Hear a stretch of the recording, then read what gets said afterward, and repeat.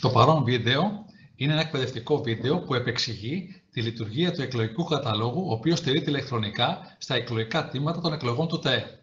Ο εκλογικός κατάλογος λειτουργεί μέσω του εικονιδίου του αντίστοιχου επάνω στην επιφάνεια εργασίας που λέγεται εκλογικός κατάλογος. Με το άνοιγμά του, ζητάει το username και password, το οποίο είναι διαθέσιμο μέσω του δικαστικού εκπροσώπου του ΤΕΕ, που είναι δικαστικός και είναι πρόεδρος της Εφορευτικής Επιτροπής.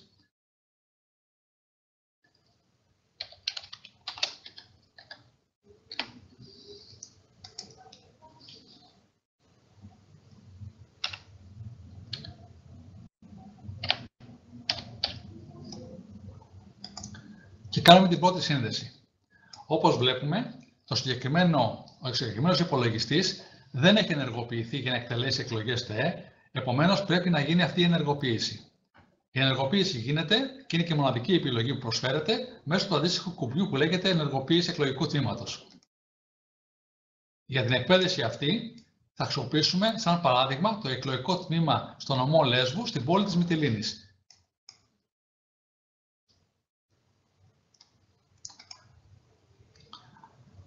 Στο παράθυρο δεξιά επέλεξα το πρώτο τμήμα, το αντίστοιχο της Λέσβου. Στο παράθυρο δεξιά πρέπει να μπει ένας πρόσθετος κωδικός, ο οποίος απαιτείται κάθε φορά που μεταβάλλονται εκλογικά δεδομένα. Ο κωδικός αυτός πάλι είναι διαθέσιμος μέσω του δικαστικού εκπροσώπου.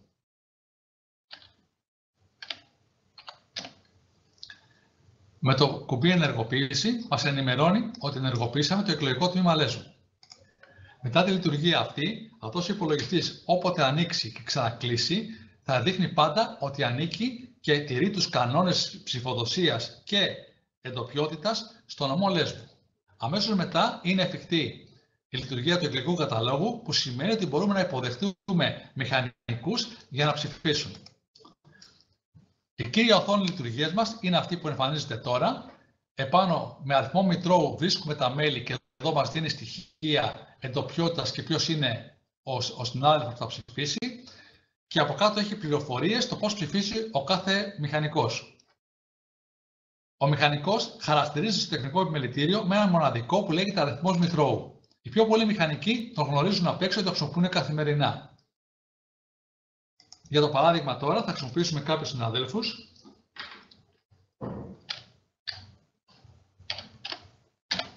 Συμπλήρωσε τον αριθμό 46416 και με το κουμπί που λέγεται αναζήτηση, που έχει το χεράκι, τον επιλέγω έτσι ώστε να δω τα βασικά του στοιχεία. Πρόκειται για τον κύριο Αγγελέλη Γεώργιο, είναι πολιτικός μηχανικός, μένει στο νομό Λέσβου, είναι τακτικό μέλος, επομένως για να ψηφίσει χρειάζεται μόνο να συμπληρώσουμε εδώ τα στοιχεία ταυτότητος. Η ταυτοπροσωπία γίνεται με δελτίο ταυτότητος αστυνομικής ή με την ταυτότητα του ΤΕΕ ή με ό,τι άλλο στοιχείο επιλέξει η Εφορευτική Επιτροπή. Εδώ γράφουμε λοιπόν τα στοιχεία του εγγράφου που φέρει την ταυτοπροσωπία. Δηλαδή είτε αριθμό ταυτότητας, είτε αριθμό μητρώου εάν ψηφίζει το δελτίο του ΤΕΕ ή κάποιο άλλο στοιχείο.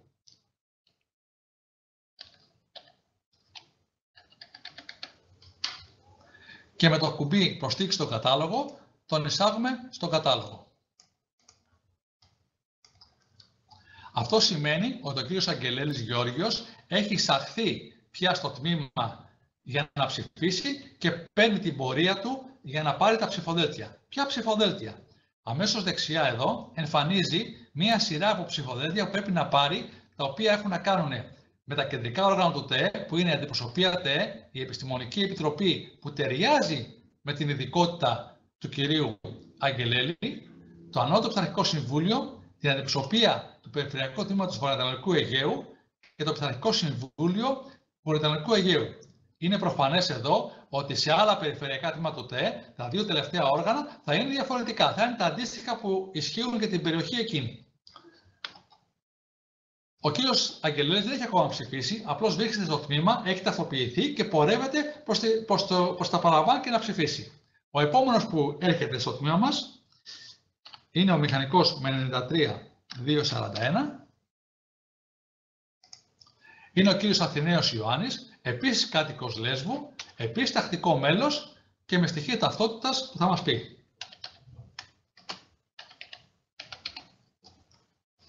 Επίσης τον προσθέτουμε στο κατάλογο.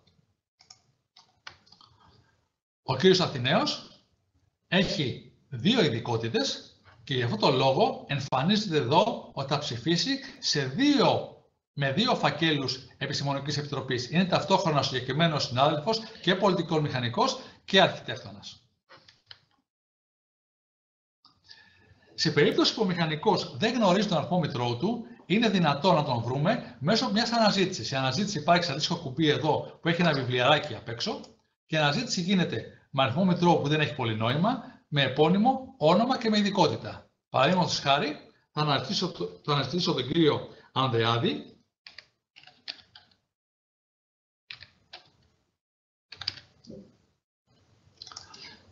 Και με μικρό όνομα Α, ξεκινάει από Α και μου έφερε 15 συναδέλφους.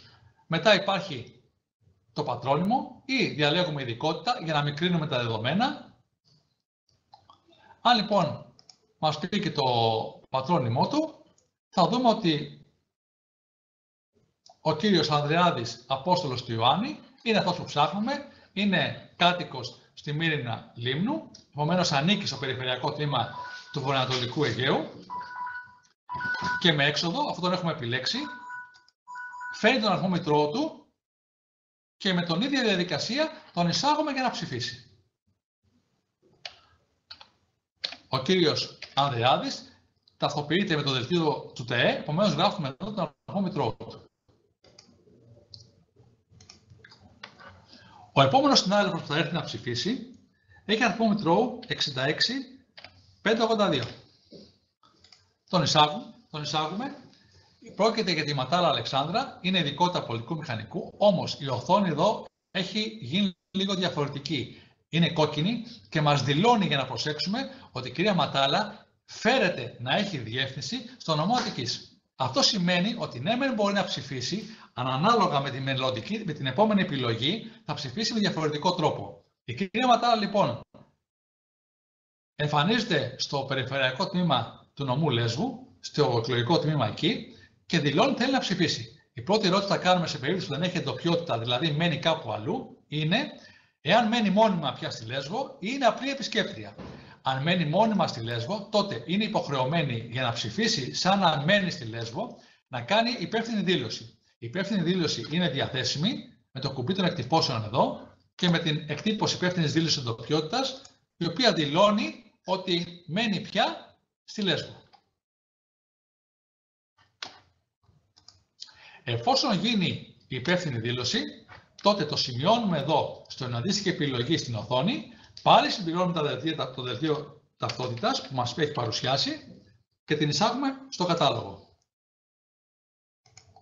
Βλέπουμε αμέσως ότι η κυρία Ματάλα Αλεξάνδρα, επειδή δήλωσε ότι μένει πια μόνιμα στη Λέσβο με υπεύθυνη δήλωση, έχει δικαίωμα να ψηφίσει όπως και ο κύριος Αγγελέλης, δηλαδή σε όλα τα όργανα του επιμελητηρίου της Λέσβου. Ο επόμενος συνάδελφος λέγεται Παναγιτόπουλος Νικόλαος, επίσης δεν έχει εντοπιότητα, όμως δηλώνει ότι είναι απλός επισκέπτης. Επομένως, δεν κάνει υπεύθυνη δήλωση, θα γράψει μόνο τα στοιχεία του, και θα το προσθέσει στο κατάλογο. Σε περίπτωση λοιπόν που προσθεθεί στο κατάλογο, εάν φωτίσουμε τον κύριο Παναγιωτόπουλο Νικόλαο, βλέπουμε ότι επειδή είναι απλός επισκέπτης, δεν έχει δικαίωμα να ψηφίσει τις τοπικές αντιπροσωπείες και το τοπικό πειθαρχικό συμβούλιο.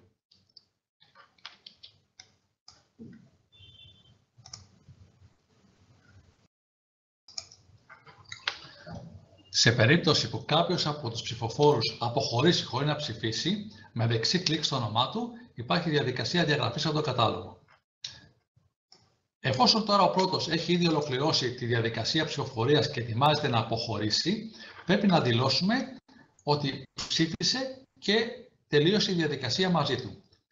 Συνήθως, ο μηχανικός ψηφίζει ό,τι δικαιούται να ψηφίσει, δηλαδή ψηφίσει και τα 5 όργανα που παρουσιάζονται εδώ. Γι' αυτό υπάρχει διευκόλυνση να πούμε ναι σε όλα και με το ολοκληρώθηκε, αφού μας προειδοποιήσει ότι μετά από την ενέργεια αυτή δεν γίνονται διορθώσεις, να καταχωρηθεί ότι ψήφισε. Αμέσως ο κύριος Αγγελέλης αφαιρέθηκε από το κατάλογο εδώ που είναι το πουλ των ανθρώπων που έχουμε ήδη πιστοποιήσει για να ψηφίσουν και έχει περάσει στους ψηφίσαντες.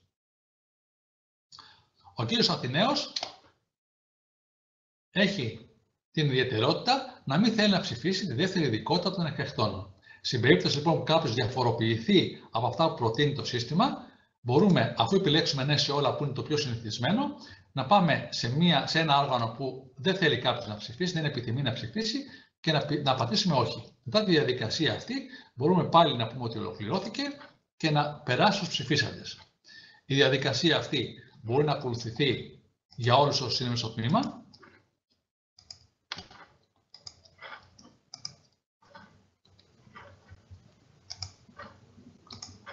Μπορεί κατά τη διάρκεια που κάποιος ψήφισε να έρθει κάποιος επόμενος να ψηφίσει. Παραδείγματος χάρη ο κύριος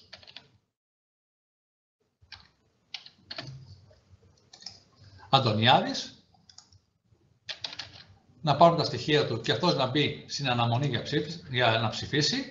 Ο κύριος Παναγιωτόπουλος ολοκλήρωσε εδώ μεταξύ και σιγά σιγά όσο περνάει η μέρα και κλείνει η μέρα, αυτό το σημείο πρέπει να αδειάσει, οπότε όσοι περάσαν εδώ πρέπει να έχουν ψηφίσει και να έχει τελειώσει η διαδικασία.